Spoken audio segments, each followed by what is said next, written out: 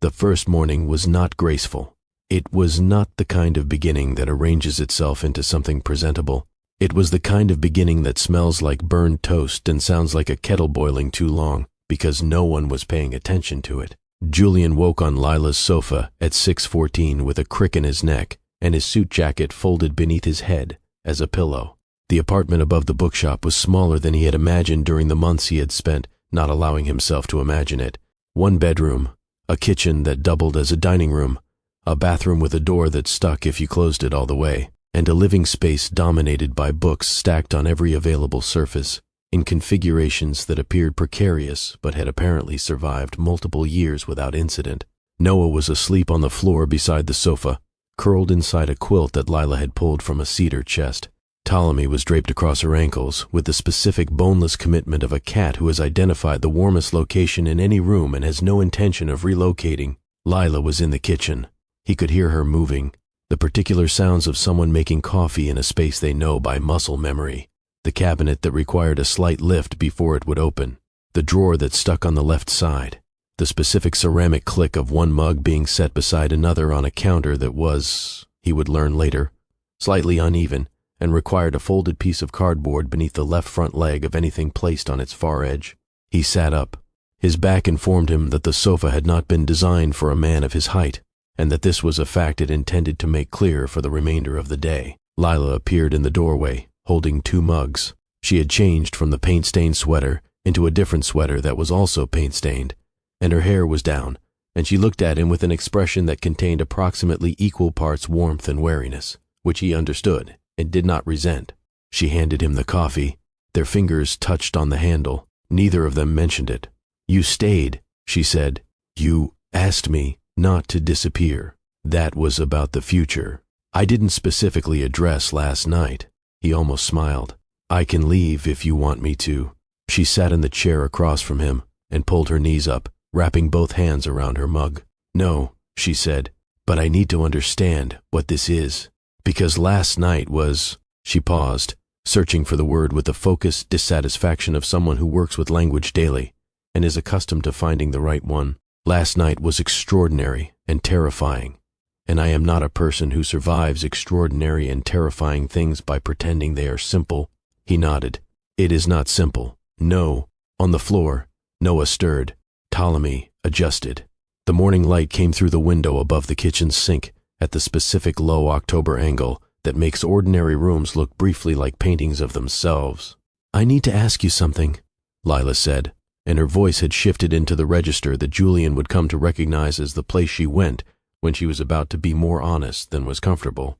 "Last night, your daughter said you wrote me a letter, that your heart lives here, and I need to know if that is something you are saying because a very dramatic thing happened, and you are in the aftermath of it, or if it is something that is true on a Tuesday morning when nothing dramatic is happening, and the shop needs restocking, and I have paint in my hair, and there is no audience." Julian set down his coffee.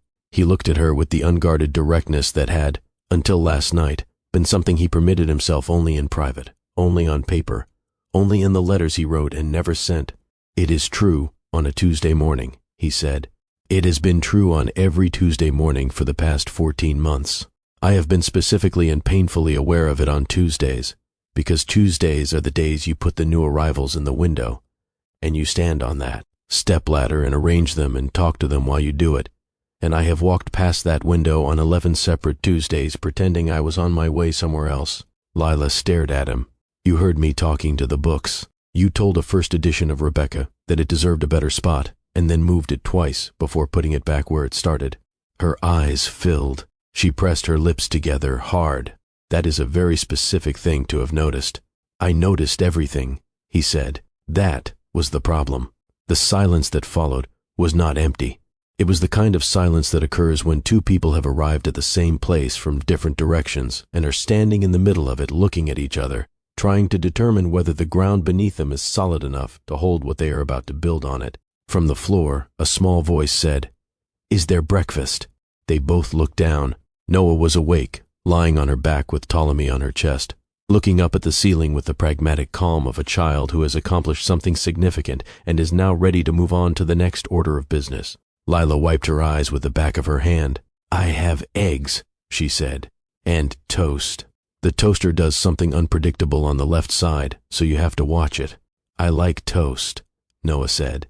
She sat up, dislodging Ptolemy, who relocated to a stack of paperbacks with an expression of dignified inconvenience. Then she looked at Lila with the same focused, unhurried attention she had been applying to adults for most of her life. Do you have triangle toast or rectangle toast? Lila considered this with a seriousness that Julian noted, and that mattered to him more than he could have explained. That depends on who is cutting it, she said. What shape do you prefer? Triangles, Noah said. My dad does triangles. Then we do triangles, Lila said. She stood and walked to the kitchen. Noah followed.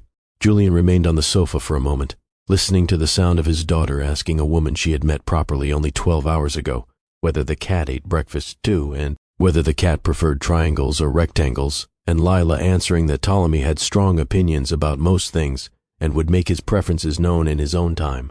He listened to this and felt something shift in his chest, not dramatically, not with the cinematic force of the previous evening, quietly, the way a foundation settles when it finally finds the ground it was meant to rest on. The following days did not arrange themselves into a clean narrative.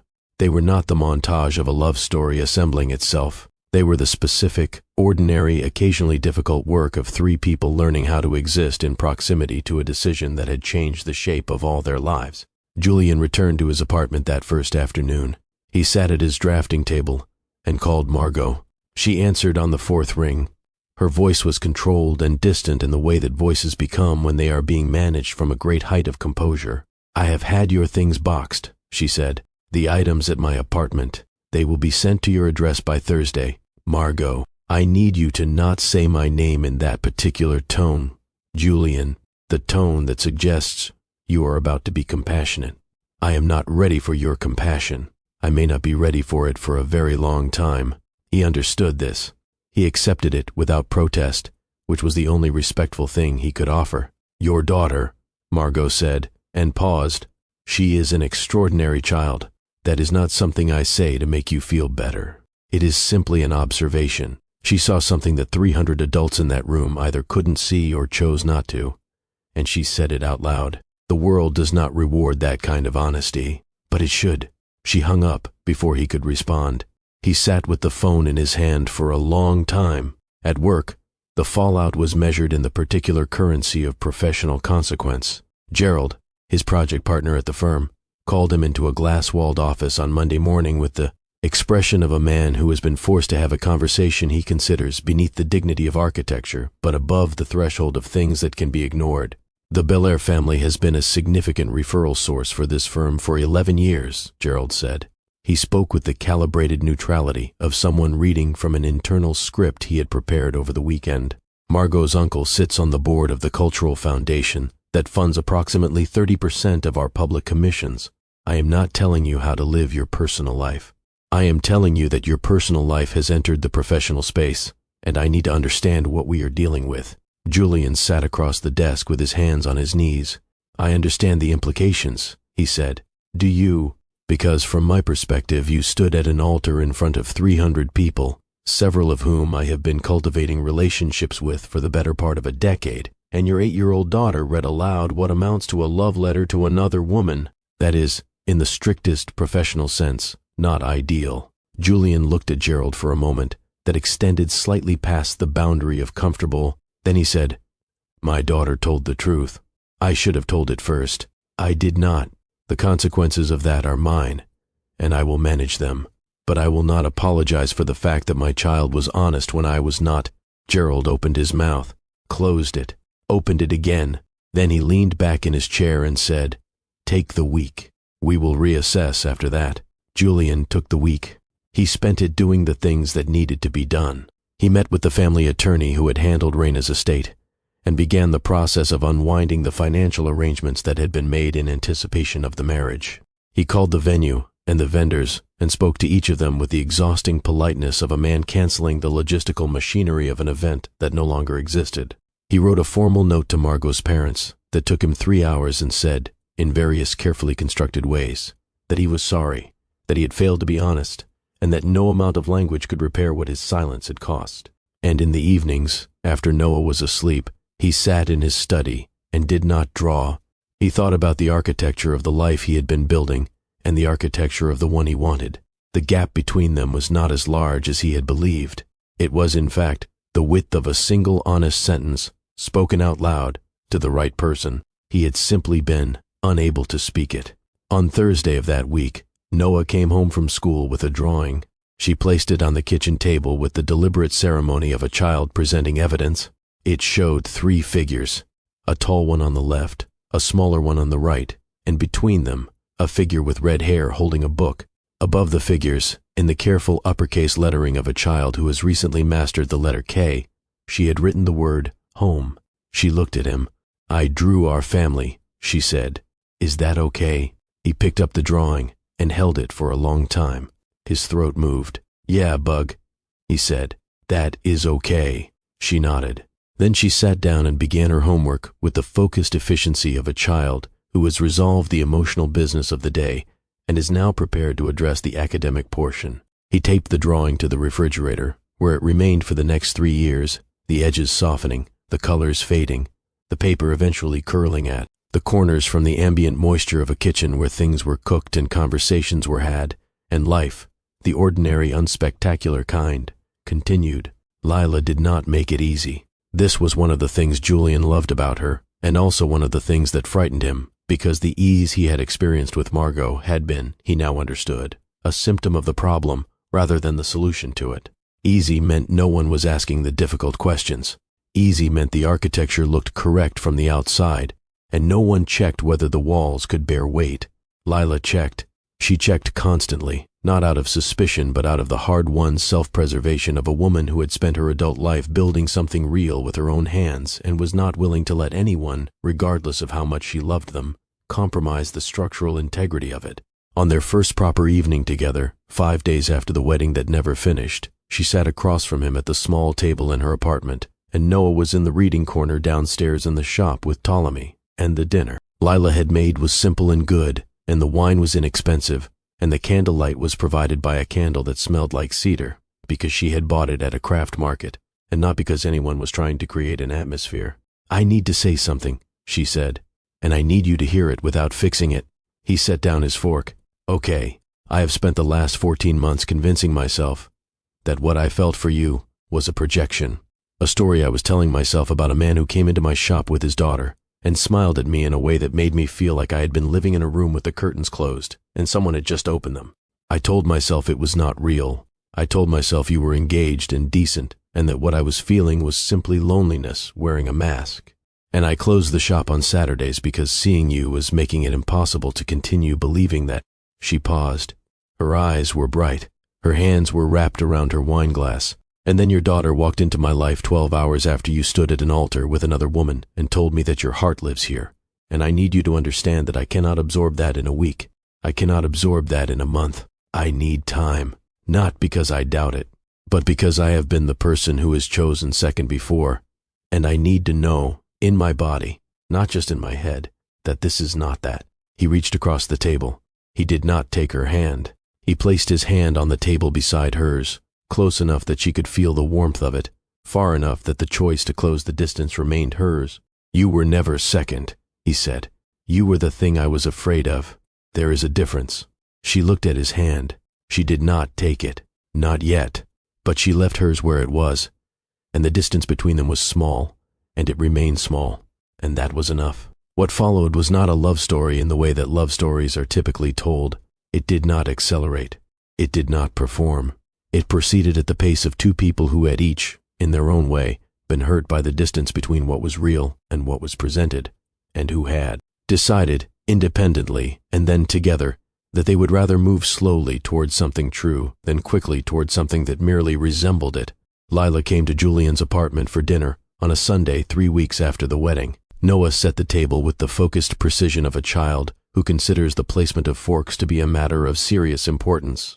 They ate pasta that Julian made from a recipe he had learned from a YouTube video at midnight during the first year of Noah's life, when cooking had become both a practical necessity and a form of meditation. Lila complimented the pasta. Noah informed her that her father had burned it twice before he learned to get it right, and that the first time the smoke alarm had gone off and the neighbor's dog had barked for 40 minutes. Julian confirmed this without embarrassment.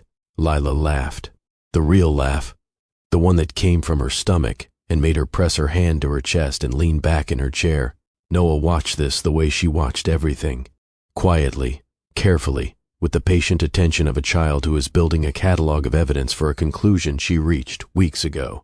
That night, after Noah was in bed, Julian and Lila stood in the kitchen washing dishes. The window above the sink was dark. Their reflections looked back at them from the glass, standing side by side, close enough that their shoulders occasionally touched in the rhythm of passing plates and drying them. "This is the part I was afraid of," Lila said. "The ordinary part, the dishes and the pasta and the child asleep in the other room. Because this is the part that matters. Not the grand gesture, not the letter, not the dramatic exit from a wedding. This, whether two people can stand at a sink and wash dishes and still want to be there." Julian handed her a plate. He looked at their reflections in the window. Two people, slightly distorted by the glass, standing in a warm kitchen with the remains of a meal between them, and a child sleeping 20 feet away, and a cat that had somehow made the journey from the bookshop and was now sitting on Julian's couch as though he had always lived there. "I want to be here," he said. She dried the plate, set it in the rack, picked up the next one. "Then stay," she said. "Not forever, not as a promise, just tonight. And then tomorrow we decide about tomorrow." He stayed. It became a pattern. Not the rigid, scheduled kind of pattern that his life with Margot had operated on, but the organic, slightly unpredictable kind that develops when two people stop trying to control the shape of their time together and simply allow it to accumulate. Tuesdays he helped her restock the shelves, and she taught him the system she used for organizing the inventory, which was partly alphabetical, partly thematic, and partly governed by instincts she could not fully articulate, but that resulted in customers finding books they had not known they were looking for. Saturdays, Noah read in the corner with Ptolemy, and Julian sat in the chair by the window with a cup of coffee and a set of drawings he was working on, and the shop filled with the particular alive silence of people doing separate things in the same space and being content with the proximity. He learned that Lila hummed when she was concentrating, that she argued with books she disagreed with in a low, impassioned whisper, that she was afraid of thunderstorms but pretended she was not, and that Noah had figured this out within 2 weeks and now quietly appeared beside her during storms and held her hand without commenting on it. He learned that she had been alone for most of her adult life, not because she chose isolation, but because she had chosen authenticity, and the two had, in her experience, produced similar results. That she had opened the bookshop at 24 with money borrowed from a woman who ran the laundromat next door, a woman named Della, who had since passed away, and whose photograph hung behind the counter next to a small sign that read, "She believed in the story before the first page was written." He learned that she was stronger than he was in the specific way that matters most. She had built her life without a safety net, without a fallback position, without the reassurance of knowing that if the shop failed, or the money ran out, or the loneliness became too large, there was a structure waiting to catch her. She had stood in the middle of her own uncertainty and refused to trade it for someone else's certainty. He admired this. He admired it with the particular intensity of a man who had done the opposite and was only now beginning to understand the cost. Spring arrived the way it always arrives in the Northeast, reluctantly, with false starts and reversals and the particular cruelty of warm days followed by freezing ones. The trees along Harmon Street produced their first blossoms in April, and the window of the bookshop filled with light that was, for the first time in months, actually warm. Julian had been working on a project, not an architectural commission, something personal. He had been sketching it in the evenings, in the margins of his professional work, in the back pages of notebooks, on napkins and receipts, and the blank spaces of Noah's discarded homework. It was a design for a renovation, a small one, the apartment above the bookshop. He had measured the space secretly during the hours when Lila was downstairs with customers, pacing the rooms with a tape measure and a pencil and the focused intensity of a man who is building something that matters more than anything he has built professionally. The design preserved everything that mattered: the uneven shelves, the creaking floorboards, the window above the sink, the reading corner, but it expanded the bedroom, added a second small room that could be Noah's, reinforced the kitchen counter so it no longer required cardboard, and created a space beside the front door just large enough for 3 pairs of shoes and a coat rack.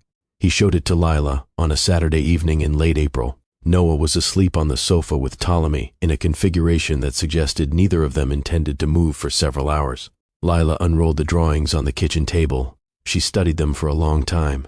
Her finger traced the lines. The second bedroom, the reinforced counter, the shoe space by the door. 3 pairs. Julian stood beside her and did not speak. He had learned, over the preceding months, that there were moments when Lila needed to arrive at something on her own, and that the most important thing he could do was remain present and not rush her. She looked up at him. Her eyes were full. "You drew us a home," she said. He nodded. She pressed her forehead against his chest. His arms came around her. They stood that way in the kitchen of the apartment above the bookshop on Harmon Street, while their daughter slept on the sofa with a cat who had strong opinions, and the April night settled over the city with the patient, unhurried tenderness of something that has been waiting a very long time to arrive and is in no rush now that it has. She pulled back. She looked at him. "I love you," she said, not as a declaration, as a fact. The way a person states something they have verified through months of evidence and no longer consider subject to debate. He kissed her. The first time, not in the rain, not at a dramatic moment. In a kitchen that smelled like the dinner they had made together, with a cat purring in the next room, and a child dreaming, and a set of drawings on the table that showed a life neither of them had been brave enough to want, until a very small person with a folded letter in her pocket had stood up at a wedding and insisted, with the unassailable authority of someone who had nothing to gain from silence, that the truth was more important than the plan. The renovation took 4 months. Julian did most of the work himself on weekends with Noah as his assistant. She held nails. She handed him tools. She offered commentary on his technique that was, in his professional opinion, surprisingly astute and occasionally devastating. On the day they moved in, Noah placed her drawing on the new refrigerator. The same drawing, the 3 figures, the word home. The edges were soft now, the colors faded, but it held. Lila stood in the doorway of Noah's new room and watched the child arrange her books on the shelf that Julian had built at exactly the height her arms could reach. Ptolemy sat on the windowsill in a patch of sunlight, wearing a new hat that Noah had knitted herself with the focused imperfection of a child learning a craft for the first time. "Are you okay?" Julian asked, standing behind Lila in the hall. She leaned back against him. "I am," she said. "I am exactly okay." It was not a grand statement. It was not a closing or an arrival or a resolution that tied every thread into a bow. It was the specific, quiet, hard-earned okay of a woman who had spent years building a life alone and had discovered, not through drama, but through the patient accumulation of ordinary days, that the life she had built had room in it for more than she had allowed herself to believe. The bookshop remained open. The shelves remained uneven. The door still stuck on humid days.